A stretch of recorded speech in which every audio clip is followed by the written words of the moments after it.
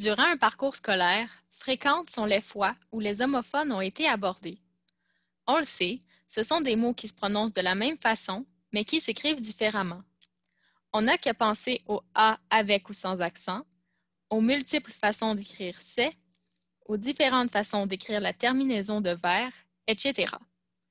Néanmoins, les homophones non-verbes ont peut-être été moins expliqués. Voilà pourquoi cette vidéo s'y consacre.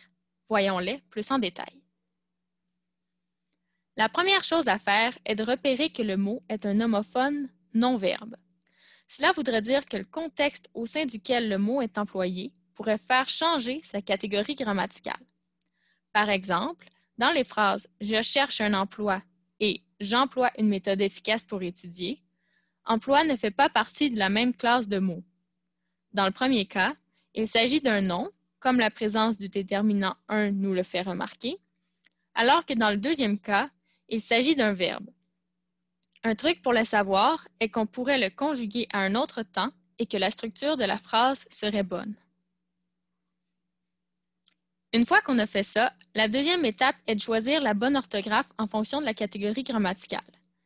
Si on est face à un nom, ce qu'on doit faire en général, c'est de retirer la terminaison de son équivalent verbal conjugué à la troisième personne du singulier.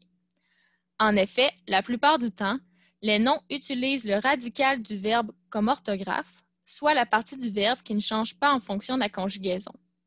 Par exemple, dans « il balait », on enlève la terminaison « e » pour ne garder que le radical, ce qui donne le nom balai, B-A-L-A-I. Si on doit mettre le nom au pluriel, on ajoute un S et non la terminaison ENT comme on ferait pour un verbe. Cependant, quelques autres homophones ont une étymologie différente, ce qui fait que de simplement utiliser le radical ne fonctionne pas, comme dans l'exemple du nom attribut.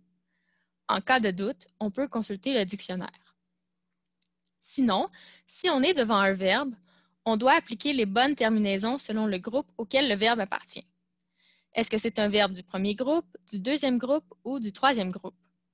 Pour les verbes du premier groupe, on peut se baser sur le modèle du verbe aimer. Pour les verbes du deuxième groupe, on peut mettre les mêmes terminaisons que pour le verbe finir. Et pour le troisième groupe, cela peut varier. Si on hésite, on peut consulter le Becherel.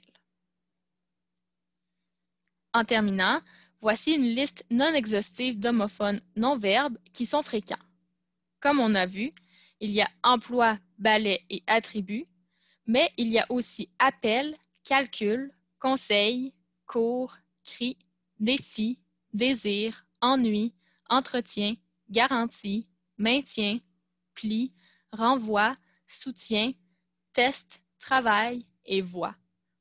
À noter qu'ici, les verbes ont été conjugués à la troisième personne du singulier de l'indicatif présent. Voilà!